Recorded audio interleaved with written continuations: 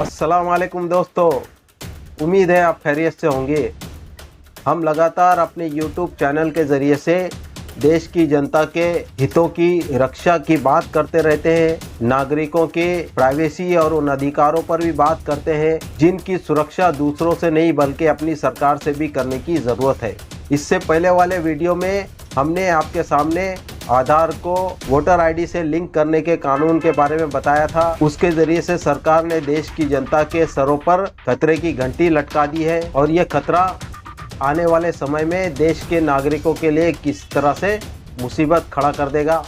इस वीडियो में हम आपके सामने सरकार का एक और फैसला बताने वाले हैं जिसके जरिए से सरकार नागरिक के हितों की सुरक्षा में एक और छेद बनाने जा रही है। तो कहीं मत जाइए, वीडियो को पूरा देखिए, चैनल को सब्सक्राइब कीजिए और साथ ही साथ बेल आइकन को भी प्रेस कीजिए।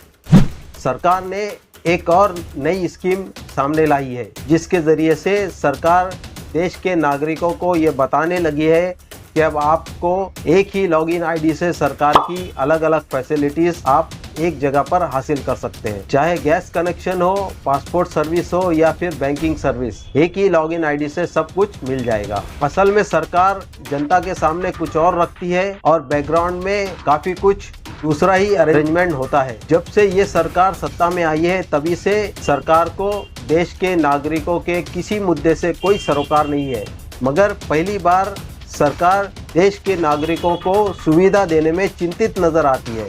चिंता इस बात की कि देश के नागरिक 4-5 आईडी से लॉगिन करके परेशान होते रहते हैं, इसलिए सरकार ये चाहती है कि एक ही लॉगिन आईडी से तमाम फैसिलिटीज नागरिकों को मिल जाए। आखिर सरकार इतनी फिक्र क्यों कर रही है? ये जितना आसान दिखाई दे रहा है उतना आसान है नहीं। एक लॉगिन से सारी फैसिलिटीज का मतलब यह है कि सरकार तमाम सर्विसेज को एक दूसरे से इंटरकनेक्ट कर देगी। उसका मतलब यह है कि एक ही पासवर्ड के जरिए से सरकार की तमाम सुविधाओं को चालू या बंद किया जा सकता है। इसका मतलब यह है कि सरकार किसी शख्स को चाहे तो बदनाम करके उसके ऊपर झूठे इल्जाम लगाकर उसके अकाउंट को डिलीट कर दे, तो फिर हम और आप कुछ भी नहीं कर पाएंगे। आपका डेटा एक जगह जमा रहेगा, सरकार को भी उस डेटा को एक्सेस करना आसान होगा। ऐसा करने से नागरिकों की प्राइवेसी का भी बड़ा मसला पैदा हो जाएगा।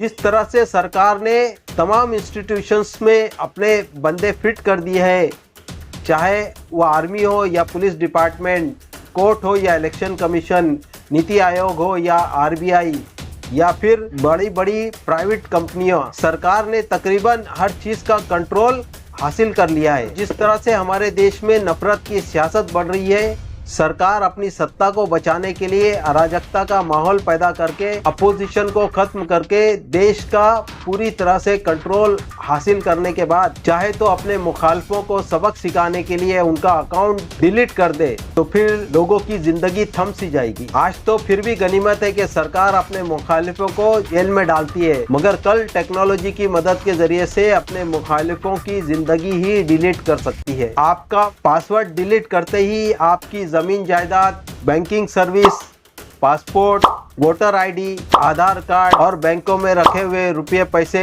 तमाम के तमाम ब्लॉक हो जाएंगे। मिसाल के तौर पर सीए एनआरसी के बिल के विरोध में जो लोग प्रोटेस्ट कर रहे थे उन पर यूपी सरकार ने देशद्रोह का मुकदमा दायर करके उनकी जायदादों को जब्त करने और उन पर बड़े बड़े जुर्माने लगाने का काम उसी ताकत के नशे में किया जिस ताकत के बल पर सरकार पार्लियामेंट में कानून बनाकर नागरिक अधिकारों में सेंधमारी का काम कर रही है। आपका डेटा अगर एक जगह जमा हो जाएगा और सरकार आपको सबक सिखाने के लिए आपका अकाउंट एक झटके में बंद कर दे, तो फिर हमारी डिजिटल आइडेंटिटी भी खत्म हो जाएगी और हमारी जिंदगी मानो जीते जी हम मर ही जाएंगे। सरकार ने पहले वोटर आईडी से आधार को लिंक करके फिर तमाम सर्विसेज को आपस में इंटरकनेक्ट करने का जो काम कर रही है, उसके जरिए से देश की जनता की आज़ादी और प्राइवेसी का बड़ा खतरा पैदा हो गया है। विकीलीक्स के मुताबिक हमारे आधार का डेटा अमेरिका की CIA के पास भी पहुंच गया है और ये सरकार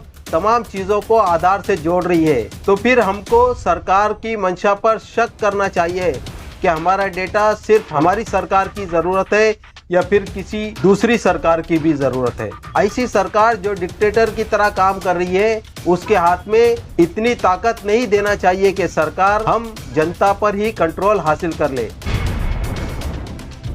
इस वीडियो के बारे में आप अपनी राय हमें कमेंट्स करके बताएं। वीडियो पसंद आने पर दोस्तों के साथ में शेयर कीजिए ताकि ज़्यादा से ज़्यादा नागरिकों को अपनी आज़ादी और प्राइवेसी के बारे में मालूमात हासिल हो सके। हम आइंदा आपसे फिर मुलाकात करेंगे, तब तक के लिए अल्लाह हाफिज़।